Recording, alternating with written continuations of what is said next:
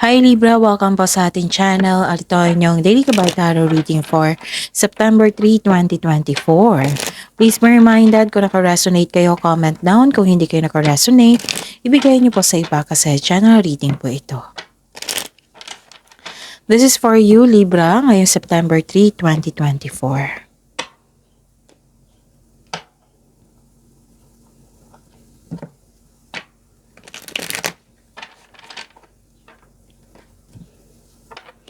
Maraming salamat po sa inyong patuloy na suporta at maraming salamat din po sa mga hindi nag-skip ng ads. Gamitin ang reading na ito bilang gabay lamang sa mga hindi pa nag-subscribe, subscribe na po kayo at click bell notification para malaman nyo na may bago tayong video. Para sa mga gustong magpa-reading po, may lumabas dyan sa screen nyo ngayon. Panoorin nyo po at sundin ang instruction. Calling the attention sa mga suki ko dito na Libra, open na po ang inyong monthly Kabay Tarot reading for September 2024. May 6 months from now reading tayo at love life reading po. So message me Libra for schedule. Maraming salamat po.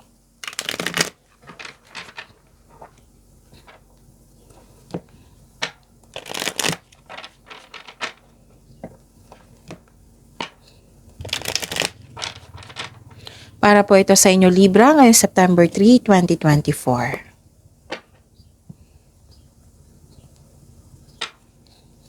Spirits Guide, mga ganap po para kay Libra ngayong September 3, 2024. I need 3 cards po.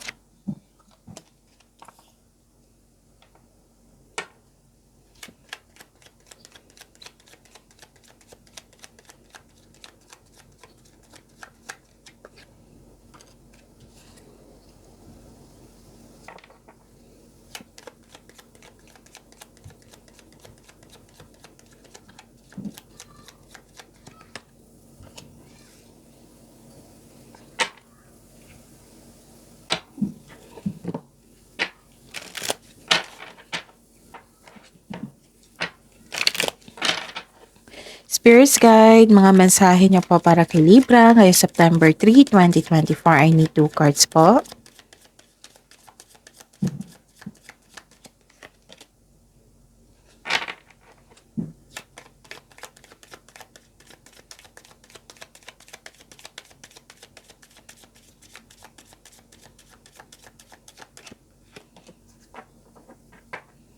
Okay, Libra. Ngayong September 3, 2024. Okay. Wow, ang ganda. This is good luck and good karma. So, claim nyo yan ha, Libra. Nakita ko dito may success po. Good luck and good karma. Pwedeng kayo ang nagbigay. Basta may nakita ko dito kayong nagbigay. Pwede din kayo ang nagbigay ng tulong. Ganon. Nagbigay ng regalo. Pwedeng ganon. Kasi nakita ko dito may nag-give. Okay? Okay. May nakita ko dito nakatanggap kayo ng compliment. Pwedeng rewards, fame, awards. Yes. And things going your way. May positive opportunities po na dumating sa inyo ngayon. Libra, ang ganda. So, claim nyo yan ha. At may blessings ako nakita dito eh. Blessings, maraming ideas, hope and healing. Wow, hope and healing. May nakita ko dito. Parang nagre-research kayo dito. May hinahanap kayo. Pwedeng naghahanap kayo ng sagot sa inyong mga katanungan, solusyon sa inyong problema, nagsaliksik. Okay. Okay. May paalala po ang card niyo po dito. Libra. Kasi nakikita ko dito nagpaplano ka. So, ang sabi po ang card dito na iwasan niyo po daw mag-overthink or mag-overanalyze kasi nagka-create ka ng plano dito. It might be this is long-term plans. Basta busy kayo kasi nag-gather kayo ng factual information, nagre-research kayo. Yon. And isa pa na may achievement. So, that is very normal na may iniisip kayong pagpaplano, kung ano yung next action, ganon. Pero ang sabi po ng card dito, iwasan nyo talaga mag-overthink, mag-overanalyze kasi it can steal your opportunities na may dumating dito na positive opportunities. It can steal your happiness kung magkakaroon man ng overthinking. So, stop it ha. Kailangan mong, kung problema yan, so bigyan ng solusyon. Kung hindi pa kaya maggawa ng desisyon or hindi pa kayang maggawa ng solusyon, then change the channel. So, learn mindfulness skills. Search nyo yan sa Google para ma-stop yung overthinking or overanalyzing nyo. Or time for reflection, yung lagi kong sinasabi sa inyo. Kasi kasama na yung pahinga, relaxation, yung self-assessment, awakening, tsaka may solusyon dyan.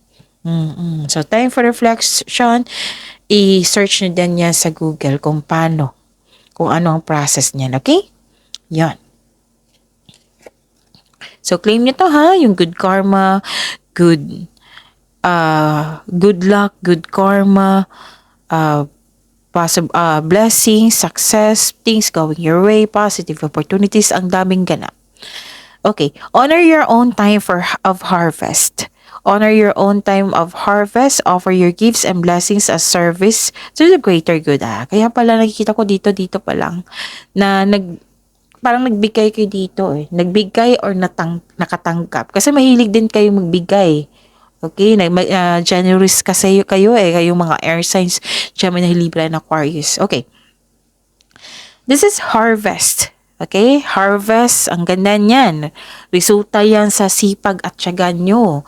Resulta sa inyong productive sa araw-araw. So, this is honor your own time of harvest and acknowledge the blessings that you receive. Magbigay pasalamat sa universe, sa ating Panginoon. And, be generous at the same time. So, i-acknowledge mo yung bigay ng universe, tapos be generous at the same time. Offer your gifts and blessings as service to the greater good. Okay? Generosity po ito. Okay. Re-evaluate your priorities. It is time to let go of what you no longer need. Kaya nga hindi ko kayo sinisisi dito, nag-overthink kayo kasi it might be marami kayong iniisip kasi maraming thoughts dito, nakita ko, maraming ideas. So, hindi talaga maiwasan na mag-overthink o mag-overanalyze niyan. Pero, kailangan ng pagbalanse. Kasi, ang sabi ng card dito, wag mag-overthink, wag mag-overanalyze. Okay? Kasi, hindi yan nakakagda sa inyong energy. Magiging disbalance yung energy niyan. Mahihirapan kayo. So, iwasan talaga. And, eto, yung sabi ko kanina sa inyo na parang nagre-research kayo. So, this is re-evaluate your priorities. Kasi, nagpaplano kayo eh. Nagpaplano kayo like sa priorities niyo in life. Tapos, let go mo na yung hindi na nakatulong sa inyong growth. O like for example, isip-isip mo yung nakaraan. O, let go mo na yan. O yung old emotions kasi hindi yan nakatulong sa iyong present. So, it is time to let go of what you no longer need. It might, this card tells you na make change. Iwan mo na yung mga old emotions, yung mga nangyari sa nakaraan na hindi na nakatulong sa inyong growth. Yan. Spirits Guide, ano po yung energy ni Libra ngayong September 3, 2024?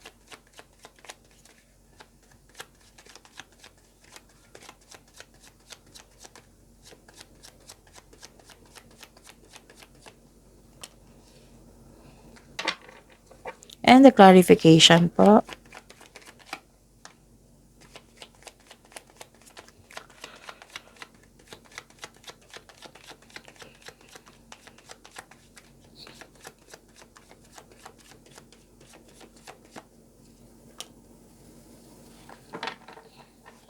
Okay.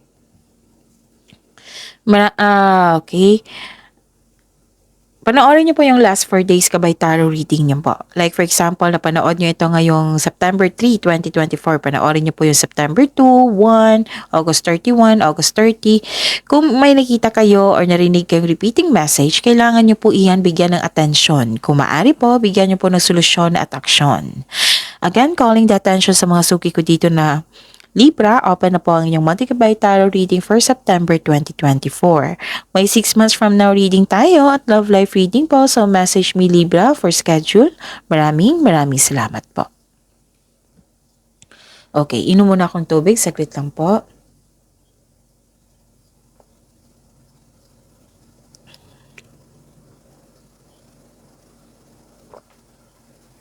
Okay. Alagaan niyo po daw ang inyong sarili. Yes, kasi you are too focused sa inyong mga gawain, nawala ng time sa sarili, sa pamilya. So, ang sabi po ng card dito, alagaan niyo po daw ang inyong sarili. Kung may kausap ka ngayon na isang buntis or kayo ito, then alagaan niyo po yung sarili. Kung hindi magandang pakiramdam, magpa-check up sa doktor kung kinakailangan. Okay? And, okay. So, isipin niyo po yung inspiration mo sa buhay, yung makapag-motivate sa inyo. Yung dahilan niyo kung bakit kayo nagsisipag sa araw-araw. So, isipin niyo po. Okay? Tapos, parang may concern kayo sa isang tao, no? Nagkaroon kayo ng disconnection. Naalala mo? It might be this is a past person. Kaya nga may sabi dito na, kung pwede, let go mo na yung hindi na nakatulong sa inyong present ngayon. Yung hindi na nakatulong sa inyong growth. Okay? Kung pwede po. Tapos, okay. Nakikita ko dito na kasi, na hindi siya marunong magpahalaga, kaya nga sa kanyang binigay na yung sitwasyon nyo ngayon na hindi siya na marunong magpahalaga, naging hindi stable yung emotion mo nang dahil sa kanyang treatment. Okay? Actually, may offered leadership dito, Kasi, nagkaroon ka ng hesitation para tanggapin ito. Di ba may positive opportunities? So, huwag kayong mag-alinlangan na tanggapin yun. Tanggapin nyo. Kasi, nakalaan to sa iyo positive opportunities para sa ikakabuti mo. Kasi nakita ko dito parang nagkaroon ka ng hesitation dito, parang natatakot o may alinlangan kang mag-lead kahit na ang iba ay naghihingi ng guidance sa iyo kasi may napatunayan ka, Libra. So, mag-ingat din sa communication mo sa isang tao. Baka may masabi ka na hindi maganda sa kanila or naging sensitive po yung tao. Pwede din nireject mo yung tao na gustong makipag-usap sa iyo.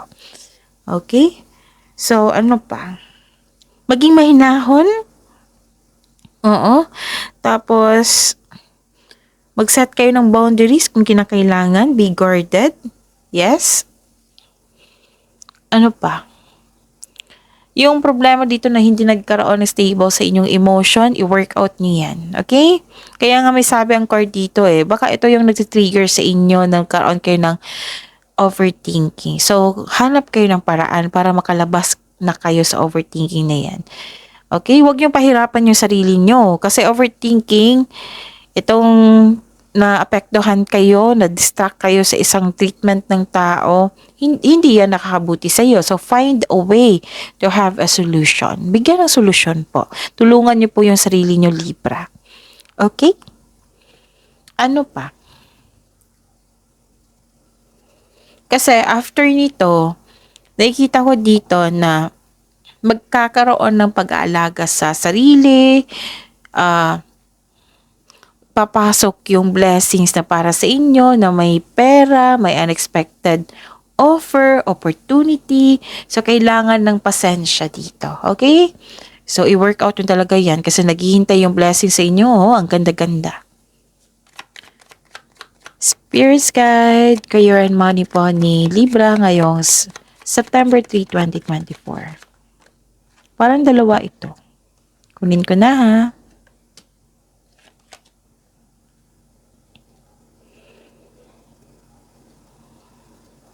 Okay.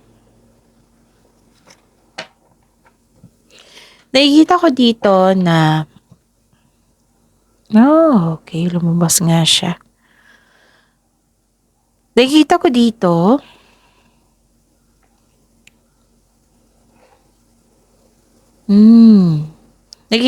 may leadership role talaga na pinag-isipan mo ng mabuti. Then, bigyan ng time na pag-isipan ng mabuti. Okay? Pero itong opportunity na ito, magbibigay talaga ito sa iyo ng expansion, ng growth po. Kasi positive opportunity to eh. Maniwala sa inyong experience sa buhay. Kaya nga may nakita yung mga tao sa inyo kasi may malaki kang contribution. May nakita silang may na-prove ka na kasi na magaling ka, matalino ka, masipag ka, yung maganda ang mga output sa inyong mga ginagawa, ganun. So, yun. At saka, may concern nga sa isang tao, 'di ba? May naapektuhan kayo dito sa energy niyo na, na hindi naging stable sa ang inyong energy nang dahil sa tao na nagkaroon kayo ng disconnection. Lumabas yung ugali niya dito mature. Yes. Mag-ingat po daw kayo sa kanya kasi magbibigay talaga ito ng blockages kung magpa-apekto kayo. Kung if I were you, hindi kayo magpa-apekto sa taong ito. Kung gusto mong kausapin, then go ahead. Kasi may toxic siya eh. Toxic siya na tao. Matigas ang ulo which is lumabas din dito at dito. Napektuhan kayo sa kanyang treatment. Mabilis siyang mag-react. Sobrang defensive na tao.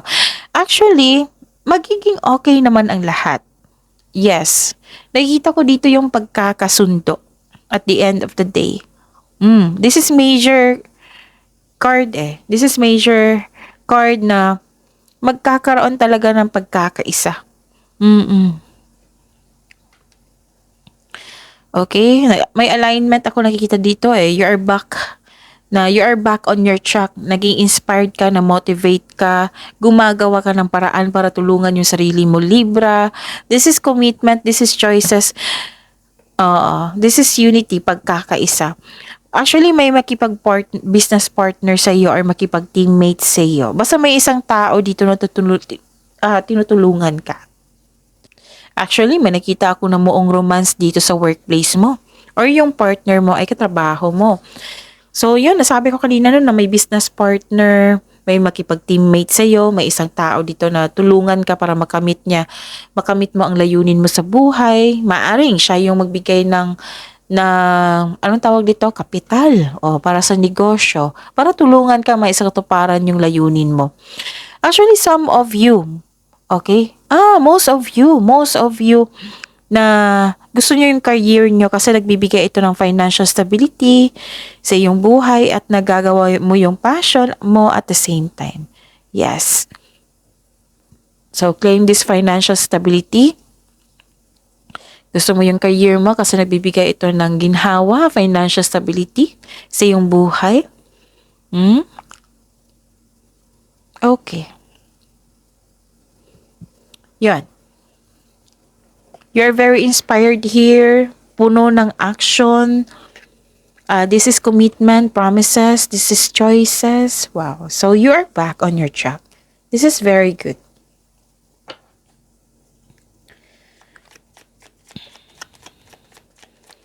Spirit's Guide. Love, life, self-love, partnership, and romance ni Libra ngayong September 3, 2024.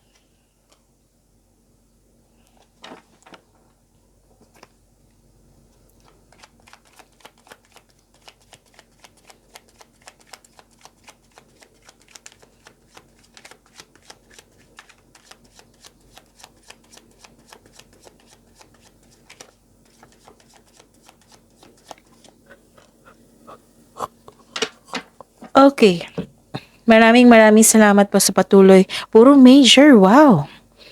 Maraming salamat po sa patuloy na nagbigay ng suporta. Oo, sa ating channel at maraming salamat din po sa mga hindi nag-skip ng ads. May lumabas dyan sa screen nyo ngayon, panoorin nyo po. Kung gusto nyo po iyan, then follow instruction. Oh, may sekreto na parating, which may be shocking. May biglaang pagbabago na parating sa inyong connection sa isang tao. A sudden change na hindi ka takot mag-let go. Ang darating na pagbabago na ito ay makasuporta sa iyong growth and expansion. And always expect the unexpected. Kasi may biglaang pagbabago po dito. Okay? Ano pa? At saka, kanina pa to eh. Wow. 4 na card na nagsabi dito na may expansion and growth magaganap sa araw na ito. May collaboration. May pagkakaisa. Sa mga single dyan, you've met someone exciting through friends or sa mga activities. Sa mga may relasyon sa buhay mag-asawa, this is a tough time. What I meant is, this is a time na magkakaroon kayo ng travel plans or meeting someone special on vacation, while on vacation leave. Kanina pa tong celebration eh. May celebration ako nakita dito. Magkakaroon ng gathering with friends or magpa-participate kayo sa isang group activity. Yes. Sa mga may relasyon dyan sa buhay mag-asawa, may gathering dito, may reunion, collaboration, ganon. May travel na Okay, so that's it. See you tomorrow, Libra. Claim positivity. Claim these blessings. Okay? See you tomorrow, Libra. Please like, subscribe, and click the button for notification para updated pa kayo sa daily tarot reading natin. Maraming salamat po.